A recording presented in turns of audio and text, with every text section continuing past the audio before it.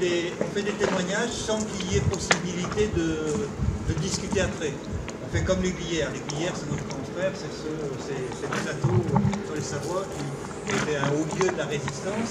Et lorsqu'en 2007, Sarkozy est parti au deuxième tour et il a fait son discours juste la veille du deuxième tour des élections et il a montré que lui c'était un grand résistant, tout ça. Et les résistants du camp ont dit attends, c'est pas possible que ce mec il dise ça alors qu'il fait tout pour annuler le programme du CNR. Et donc ils ont invité les gens du pays avec pas grand chose à venir sur le plateau des Glières pour dire que là ils n'étaient pas d'accord quand même avec cette politique-là. Et avec extrêmement peu de moyens. Le lendemain, presque comme nous, ils ont eu presque autant de monde que nous, ils ont eu 500 personnes qui sont montées, qui sont venues sur le plateau. Non mais je compte les multiplier par le nombre d'années qu'on fait. Et donc ça a été le premier moment au plateau des Glières où il y a eu un petit peu de monde. Et l'année suivante, eh bien, il y a tout un tas d'anciens résistants qui sont venus, et il y a eu, entre autres, parmi ces anciens résistants, Essel, qui a fait son fameux discours « Indignez-vous » là, sur le plateau. Et nous, cette association Réseau Citoyen Résistant, qui met en place ces paroles de résistance citoyenne, ben, on vient de là. Voilà, on s'est retrouvés à 2 ou 3 en Charente, à dire « ouais, c'est intéressant », et à se retrouver, et à avoir envie de se poser des questions, de discuter d'un programme du XXIe siècle. On s'est aperçu assez rapidement qu'on n'était pas capable de faire ça, mais en même temps, pour la première fois de nos vies, on avait tous entre 40 et 70 ans, et bien pour la première fois de notre vie, on s'est aperçu que de réfléchir à des mots extrêmement simples que l'on emploie tous les jours, comme liberté, comme égalité, comme fraternité, bien finalement, ça pouvait être passionnant. Et donc, essayer de penser à ce que pouvait être le futur. Et c'est de là que sont nées les paroles de résistants, à la fois donc, en imitation au plateau à ce qui se passait, au témoignage qui se passait au plateau des Glières, et en même temps en essayant d'approfondir des thèmes.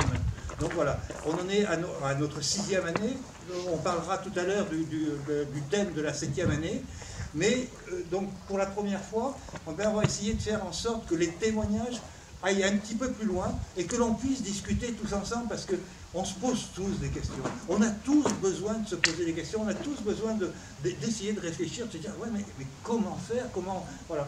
Et bien voilà, ils sont 5 devant nous et puis on va essayer d'y répondre et puis de s'apporter mutuellement des réponses. Voilà. Merci. On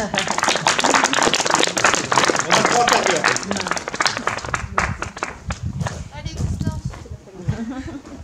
C'est votre tour, hein? Ah ben oui. Ah bah. Vous, par rapport à la lutte, là où tu travailles, vous avez obtenu quoi concrètement? Financièrement, rien. Financièrement, rien. Humainement. La reconnaissance de notre métier.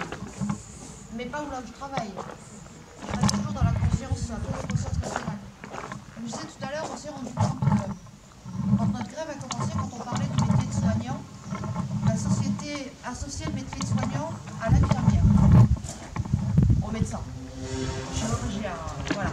Mais toutes les petites mains qui sont en dessous, aide-soignante, aide médico-psychologie, ASG, assistante de soins en gérontologie, même auxiliaire ambulancier, même, bon, il y en a beaucoup, hein, des métiers en dessous de l'infirmière. Dans la conscience collective, ça n'existait pas. Nous n'étions pas considérés comme des soignants. Donc notre plus belle victoire, c'est ça.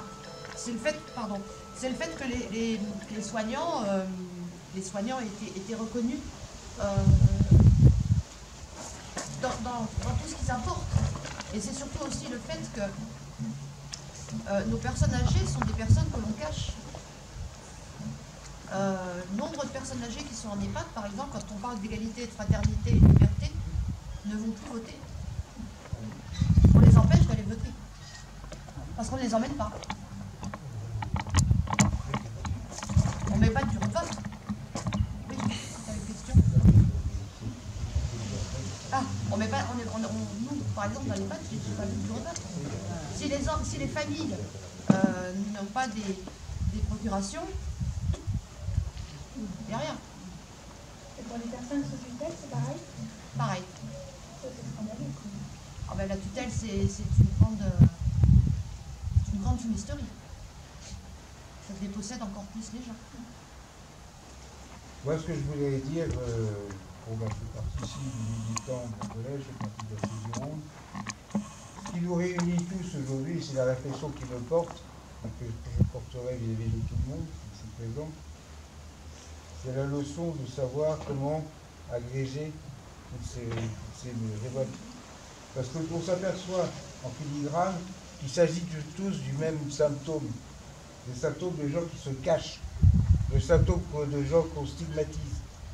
Il ne s'agit pas de cataloguer ici ou là des telles personnes, que ce soit les chômeurs, que ce soit les gens des EHPAD, que ce soit les jeunes, que ce soit les gens qui sont dans les lignes de production.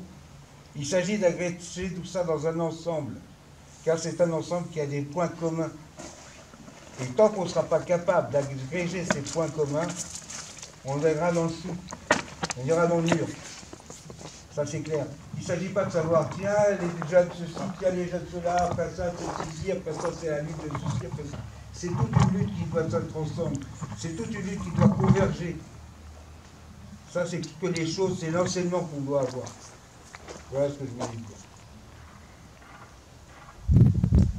Je veux juste rajouter quelque chose à ton propos.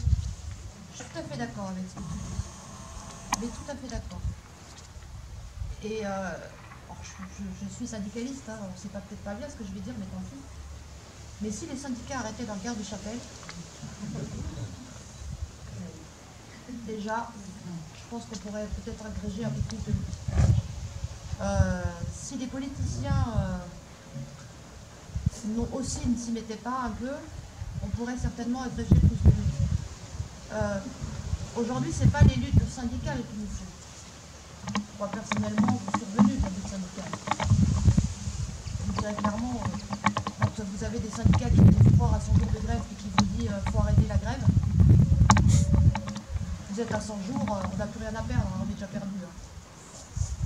Donc, pour converger vers des luttes, je pense que c'est pas tant l'étiquette que nous portons qui est importante. Parce que nous sommes avant tout des citoyens. Et si les citoyens ont fait une résistance citoyenne, une lutte citoyenne, je pense qu'il y aura beaucoup plus de monde dans la rue. Parce qu'on est capable, hein, je veux dire, toi tu es capable en tant qu'ouvrier de nous assurer, c'est pas parce qu'il est ouvrier qu'il est bête, hein. Les jeunes sont pas bêtes, les assos sont pas bêtes, hein. On sait tous faire, hein. Mais nous les citoyens, nous aussi on sait faire. Hein. On sait tous faire, on sait tous se mettre dans la rue et aller reprendre le pavé. Hein. C'est notre seul endroit hein, pour s'en sortir. Donc, les luttes syndicales, personnellement, moi, c'est très bien leurs appels au 9 octobre. Là, il y a un appel au 9 octobre, aux intersyndical le 9 octobre. C'est très bien, il va y avoir combien de personnes? Je suis syndicaliste, vous croyez que j'arrive encore à syndicaliser moi? Je syndicalise plus personne. Plus personne n'y croit au syndicalisme. C'est terrible. Alors, on doit aller. Mais en tant que citoyen, pas en tant qu'étiqueté, on n'en a rien à faire de nos étiquettes. C'est comme ça qu'on y arrivera. Un collectif plutôt qu'un syndicat. Ben, comme fait Yann ici, un collectif de paroles de résistants. Voilà, et pourquoi pas se mettre en rapport les uns plus avec les autres, parce que quand même on est dans une ère de la communication, on n'arrive même plus à communiquer entre nous. La communication 2.0, on n'arrive plus à communiquer entre nous. Donc, ce sont aux citoyens de reprendre leur voix, je veux dire, s'il y a bien quelque chose qu'on a oublié depuis tant d'années, c'est le peuple. Moi, je fais partie de la plèbe, hein, je ne suis pas l'intelligentsia, hein. J'en peux pas moi de l'intelligentsia, parce que c'est elle qui nous gouverne et elle fait n'importe quoi. Mais par contre, dans mon statut de citoyenne, je peux aller porter les luttes. Je peux aller porter les luttes des étudiants, je peux aller porter les luttes des chômeurs, je peux aller porter les luttes des copains, quoi. On peut aller soutenir les camarades. Alors faisons-le, peut-être c'est une réponse aussi à ce que les choses changent et bougent. Juste un vocabulaire, hein, c'est pas l'intelligentsia qui nous gouverne. C'est des élites, hein. C'est pas du tout la même chose. Oui, les élites financières. Oui. C'est pas du tout la même chose. Il y a toujours eu historiquement une liaison forte entre le peuple et les intellectuels. Hein. Je prends Victor Hugo, au hasard. Ah, bah excuse-moi, alors ça va. Alors, juste une toute petite mise au point par rapport à ce que tu as dit et puis que d'autres ont dit plusieurs fois. Yann, voilà, c'est une personne, c'est un collectif. Oui. Et c'est vraiment, bon voilà, c'est parce qu'on était plusieurs qu'on a réussi à faire ça. Et bon, peut-être que je le porte parce que j'ai la barbe et qu'on me voit un petit peu plus que d'autres, mais voilà, il y a Flo, il y a Joël, il y a tout le monde. C'est vraiment un ensemble. Et voilà, c'est juste une correction, c'est important. Mais je pense que c'est comme ça qu'on va y arriver. Ouais. Je pense vraiment que c'est comme ça. On parle pas mal, mais on leur fait peur. Moi j'ai une petite question pour... pardon. Ah, excuse, vas-y. Non, Non, par rapport à la parole, justement, tiens, je vais m'adresser aux moins vieux, aux gens en âge moins avancé. Oui. Donc, c'est moi, ouais. Qu'est-ce que vous en pensez de l'effort qui va être fait là, dans l'école pour donner, pour améliorer l'oralité des élèves? Dans notre lycée, c'est juste en train d'être créé, ça fait quelques semaines depuis la rentrée. Celui qui organisait les manifestations quand on était en seconde, il est revenu au lycée, il a enlevé place maintenant. Et on est en train de créer du coup un syndicat de jeunes étudiants solitaires, de lutte étudiante, pour les logements, les bourses, enfin pour les droits tout simplement. Et donc c'est en train d'évoluer, mais j'ai encore très peu, mais vite. Non, mais je parlais pas de ça. L'oralité aussi, donc par l'institution, carrément, la réforme. Il fallait apprendre tous les élèves à mieux parler, à s'exprimer, à faire parler. Ouais, bah, sur ça, moi, du coup, je vais te répondre. Enfin, je pense, depuis que je suis à l'école, depuis toujours, enfin, on m'a jamais appris à parler. Après, j'arrive à parler grâce au théâtre ou à tout ce qu'il y a à côté, mais l'école ne m'a jamais appris à parler. Donc il faut transformer l'école. Ah bah oui. Bah ouais, c'est ce qu'il veut faire, le ministre. On verra si c'est mieux après, mais... Non. La parole, ça se prend, t'as raison. Oui, je rajouterais juste, j'ai rencontré un professeur de lycée professionnel. Alors, c'est là aussi qu'on voit les propositions de M. Blanquer sur l'oralité et tout ça. Ouais. Parce qu'en lycée pro, en français, il me dit aujourd'hui, on apprend à écrire des CV, les profs de français. Mais plus du tout à apprendre ce que c'est que la littérature. Parce que c'est des lycées pro, de zones prioritaires, ils n'ont même pas de zone prioritaire, parce que les lycées, j'ai appris qu'ils même pas en zone prioritaire, comme les collèges peuvent l'être. Donc ils n'ont pas d'aide du tout. Et en plus, en tant que prof de français en première, on lui apprend à écrire des CV. On leur apprend à écrire des CV. Mais on est dans ce qu'ils voulaient, hein. Ou quand il faut rentrer en fac, il faut envoyer un certain nombre de CV. Vous en avez tous entendu parler de ça, que c'est les parents qui font les CV et les lettres de motivation pour les gamins qui veulent rentrer en fac à cause de Parcoursup. Ah oui. Ouais. Donc en fait, en lycée pro, bah, il faut écrire des CV. Voilà, le programme de première, c'est écrire des CV. Bah oui, il faut être pragmatique.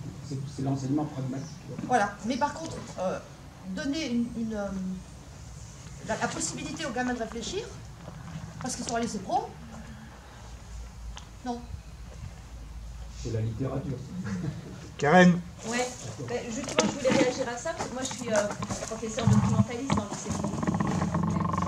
Et effectivement, le projet de réforme, c'est exactement ça, c'est une vision complètement utilitariste des lycées professionnels.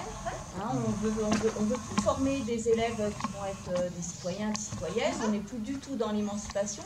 On est dans le lycée pro du MEDEF, quoi. Enfin, c'est vraiment faire de la chair à patron, faire des futurs salariés ou précaires qui ne vont plus du tout pouvoir se défendre. Effectivement, il y a un grand nombre d'heures d'enseignement général qui va être supprimé, avec justement cette vision très utilitariste, alors que l'exigence c'est pour tout le monde, quoi. Il n'y a pas de raison qu'elle soit réservée aux lycéens de l'enseignement général. Et justement, c'est la question aussi que je voulais poser à Alors on est quand même quelques-uns encore à lutter à l'intérieur, mais c'est de plus en plus difficile, parce que justement, monter des projets culturels, que ce soit projets avec des intervenants extérieurs en théâtre, autour des médias, autour de la presse, on nous met c'est de plus en plus compliqué d'un point de vue formel, hein. C'est comme les normes, etc. Alors ce ne sont pas des normes, mais c'est des dossiers tellement compliqués et qui demandent tellement de temps à être remplis que du coup on perd du temps, et ce temps qu'on passe à remplir des dossiers, on ne le passe plus devant les élèves, dans des projets, etc., quoi. Donc c'est vrai que même si on a encore l'envie et la motivation, ça devient compliqué, quoi. Et là aussi, il faut s'unir, sauf qu'il y a de plus en plus de résignation aussi chez nos collègues enseignants, qui sont gagnés par la résignation, quoi. Donc du coup, moi, parce que tout à l'heure, je voulais demander à Charlotte et à Mathieu, parce qu'ils ont dit, mais aidez-nous. Et alors justement, comment on peut vous aider, que ce soit, donc là, moi, je parle en tant que professionnel, mais aussi en tant qu'adulte, en général, comment on pourrait vous aider à prendre la parole et à ce que on soit dans l'émancipation plutôt que dans tu es jeune, tu ne connais rien, tais-toi et puis surtout fais ta chose.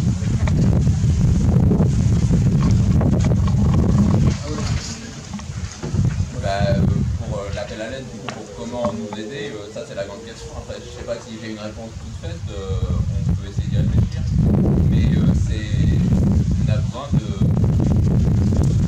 d'ailleurs, on a besoin d'un quelqu'un qui pourrait nous donner une sorte de déclic pour nous permettre de réfléchir et d'avancer tout seul, de penser.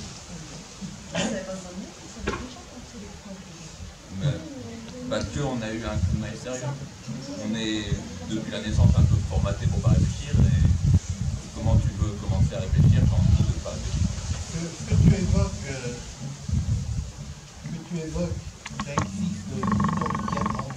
Il y a des profs qui sont très... Il faut aussi les aider. C'est-à-dire, si vous identifiez dans le corps professoral, en général, c'est les profs de lettres, d'histoire, de géo, de sciences nat, en principe. Bon, il y a sûrement des matheux aussi. Hein. Mais si vous repérez... Non, mais alors, les documentalistes, au premier rang. Moi, j'ai fait des trucs formidables avec les documentalistes à Cognac, pour le printemps des poètes notamment. Si vous repérez des profs comme ça, vous ne dégonflez pas, allez les voir, et vous dites, nous, on est prêt à partir si vous proposez des modes pédagogiques différents, parce que c'est vrai que l'école, ça fait 60 ans que j'étais lycéen, bon, ça n'a pas changé, c'est toujours un adulte qui pérore devant des enfants en randonnion, majoritairement, ils ont 65% des cas. Il y a des profs qui prennent des initiatives pédagogiques, en général ils sont mal vus, mais ils existent. Donc si vous en repérez comme ça, vous ne dégonflez pas. Allez les voir et dites, nous ça ne nous va pas, on ne nous apprend pas notamment à prendre la parole. C'est vraiment, c'est institué. Hein. Quand on vous demande de prendre la parole, c'est sur des sujets d'exposé qui vous sont imposés, pas nécessairement des sujets qui vous auraient intéressé, par exemple. Si vous repérez des profs comme ça, allez les voir, vous dites, si vous bougez, on bougera avec vous. Il y a Gilliane qui est dans un no man's land au niveau de l'âge et qui voudrait intervenir. La parole aux mi-jeunes. Moi, ça m'a posé question, cette différenciation entre les lycées pro et les lycées dits généraux. Parce qu'au lycée général aussi, on est dans un utilitarisme complet. Comme tu le disais, on n'apprend pas aux jeunes à réfléchir, mais à ingurgiter des connaissances. Sans les penser, juste les ingurgiter, les ressortir pour un contrôle, pour avoir des bonnes notes, puis un diplôme. C'est pour ça que j'en suis sorti, moi, personnellement. Après, j'ai le témoignage de ma maman qui travaille dans l'éducation nationale, dans des conditions détestables. Il faut savoir que l'éducation nationale est un des pires employeurs que je connaisse. Vraiment des salopards. Pardon, des pas gentils. Maintenant, ce que je lui dis souvent, ça c'est mon cas, moi aussi j'ai eu le malheur d'avoir des bons profs. Je parle de malheur parce qu'aujourd'hui nous sommes dans une société très difficile, je trouve, qui est beaucoup moins manichéenne qu'à une époque. À une époque, il y avait un roi, c'était lui l'ennemi, il y avait une aristocratie, c'était elle l'ennemi, puis il y avait le peuple en face. Aujourd'hui, dans l'éducation nationale, on apprend aux élèves à ne pas réfléchir tout en ayant des gens qui travaillent pour l'éducation nationale avec plein de bonne volonté, comme ma mère, comme certaines personnes que j'ai eues en tant que prof, et qui vont donner un beau visage à cette institution, qui est pour moi détestable, l'institution des adultes qui apprennent aux jeunes qui ils sont et qui ils doivent devenir. Et du coup, ça me pose question, parce qu'on n'arrête pas de parler d'institutions, par les syndicats, par l'école, on parlait des personnes en situation de handicap tout à l'heure, en disant pour les personnes sans emploi aussi, dans un monde où l'emploi fait toute la valeur d'un être humain. On n'arrête pas d'essayer d'avoir des réponses par l'institution, tant en même temps on conclut que l'institution n'y peut rien. Et donc ouais, saisissez-vous des profs, je pense, qui vous veulent du bien, mais faites gaffe à eux aussi en même temps, quoi. Faut pas oublier que, non mais c'est vrai, faut pas oublier que l'État, en même temps qu'il donne à des associations de l'argent pour soutenir les alternatives écologistes, il donne de l'argent à des banques qui investissent dans des projets anti-écolo au possible. Il donne de l'argent à des lobbies, à des constructeurs de voitures qui ne mettent pas en place certains moteurs qui auraient pu nous préserver de bien des dégâts parce que ça ne rapporterait pas d'argent. Donc forcément, toutes les choses, toutes les institutions aujourd'hui ont compris qu'il faut arrêter d'être manichéen et qu'il faut être à la fois bon et puis profiter quand même. Et donc toutes ces bonnes faces de choses, pour moi profondément malsaines, ne sont que des choses qui défendent des choses malsaines. Voilà, c'est ma pensée. Juste, moi je voudrais dire une chose par rapport aux instances publiques, l'éducation, une instance publique, un service public. Il faut quand même dire que depuis, allez, on va dire 30 ans, 40 ans, tous les statuts sont passés. Et qu'aujourd'hui, l'éducation nationale emploie des gens qui sont précaires et très précaires. Oui. Aujourd'hui, vous avez Macron qui dit on va licencier 300 000 personnes dans la fonction publique. Oui. C'est des gens que l'on met en tension face à une politique économique libérale. D'accord? Donc quand on dit aux élèves, allez voir les profs qui peuvent éventuellement vous aider pour la création d'un mouvement de contestation, parce que c'est ça dans les faits, il faut quand même voir aussi que ces gens-là, il faut les protéger. Parce qu'il y a souvent des profs qui sont dans des statuts très précaires et qui peuvent être éjectés d'éducation nationale comme ça. Hein. D'accord? Donc c'est des gens qu'il faut aussi protéger. Et c'est pour ça que les choses ne sont pas si simples pour faire en sorte que les mouvements se mettent en place. Ensuite, il y a deux dimensions. Il y a la dimension associative, syndicale et politique, et puis il y a la dimension citoyenne. La dimension citoyenne, comment on fait pour la faire démarrer? Parce que les gens aujourd'hui, ça a été très bien dit, les gens ne se syndiquent plus. Les gens ne vont plus dans les associations. Les gens ne prennent plus leurs cartes dans les partis politiques. Les gens, on a fait le nécessaire pour qu'ils ne croient plus en rien. Ça a été volontairement organisé. Hein. Regardez ce qui s'est passé, remontez à il y a 30 ans ou 40 ans, comment on a dénaturé le Parti communiste, par exemple, ça a été organisé. Hein. On a discrédité. Comme aujourd'hui, on discrédite la CGT. Comme on discrédite certains syndicats de lutte. Ça, c'est une réalité. Et puis, d'un autre côté, si vous regardez les politiques qui ont été mises en place, c'est toujours les mêmes. Les gens, ils vont voter, ils s'expriment, mais ils ont été trahis aussi. Et quand on a été trahi, ça ne donne pas envie d'avoir l'écoute sur des mouvements de revendication. Donc, comment on passe tout ça? Moi, je n'ai pas forcément la solution. Par contre, je suis, comme les personnes qui sont intervenues, je constate que, effectivement, nous, au niveau des organisations de chômeurs, les gens qui viennent nous voir, on les accueille, ils ont des problèmes de radiation, problèmes avec la carte RSA, problèmes de couple RSA, problèmes d'allocation au logement, un problème d'accès à l'endroit d'une façon générale. On règle le problème, parce qu'on est encore en capacité de mobiliser si on a des résultats qui ne nous conviennent pas sur les dossiers. Mais une fois qu'on a réglé les problèmes, on a beau leur parler de ce qui se passe dans la société, ils s'en foutent. Ils sont dans le consumérisme. Ils sont dans un certain consumérisme. Et pour certains, je peux vous dire même, qui ne se posent pas la question de savoir quel est le statut des gens qui les accueillent à l'association. Pour eux, ils sont dans On leur doit. Donc quand on a des gens comme ça, comment on fait pour les mettre en mouvement? Comment on fait pour les mettre dans des mouvements de contestation? Alors moi j'ai quand même une chose à vous dire. C'est que je pense que les gens qui sont conscients, parce que là il ne faut pas se leurrer, on est tous ensemble, on est conscients des choses, on est conscients de ce qui se passe. Les gens qui sont conscients, quand il y a des luttes de salariés dans les hôpitaux, dans les EHPAD, nous on a fort à Blanquefort, d'accord? Et bien il faut aller soutenir ces luttes. Il faut y aller pas en tant qu'association, il faut y aller en tant que citoyen. Il faut y aller en disant voilà, moi je suis une citoyenne ou un citoyen et je viens vous aider, qu'est-ce que je peux faire? Il faut y aller comme ça.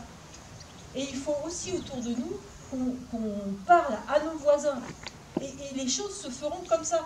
Parce que c'est la masse, c'est le bas qu'il faut mettre en mouvement. C'est le bas qu'il va falloir mettre en mouvement. Tout en nous préservant, nous. Tout en nous préservant, nous. Parce que ce que j'ai dit dans l'éducation nationale, c'est partout. C'est partout. Tout est en tension. Quand je prends Pôle emploi, 4000 licenciements en 3 ans. 821 personnes vont être licenciées. Je peux vous dire que les premiers à partir dans les CDI, dans les emplois statutaires, ça va être les syndicalistes. D'accord? Et puis après, ça va être tous les contrats précaires qu'ils ont employés, ils vont s'en débarrasser. Je peux vous dire que moi j'ai calculé là, sur 2019, 61 personnes vont partir de la région Aquitaine. D'accord, c'est pas difficile, hein, 819 divisé par 13 régions, vous avez à peu près, et vous faites 4000 par 13, vous allez voir combien ça fait de gens qui vont dégager. Et c'est partout. D'accord? Et notre enjeu à nous, c'est quand même de défendre ce qui est du commun, la sécurité sociale, les retraites, la convention d'assurance chômage, les cotisations sociales, j'en parle même plus parce que c'est laminé. D'accord? Alors comment on fait? Voilà. Et bien, il faut que tout le monde prenne conscience qu'il y a péril en la demeure, et pour ça, il faut qu'on discute et qu'on prenne nos bâtons de pèlerin et qu'on aille rencontrer les gens. Et je pense que c'est en porte-à-porte qu'il faudra qu'on le fasse. Parce que ce terrain-là, il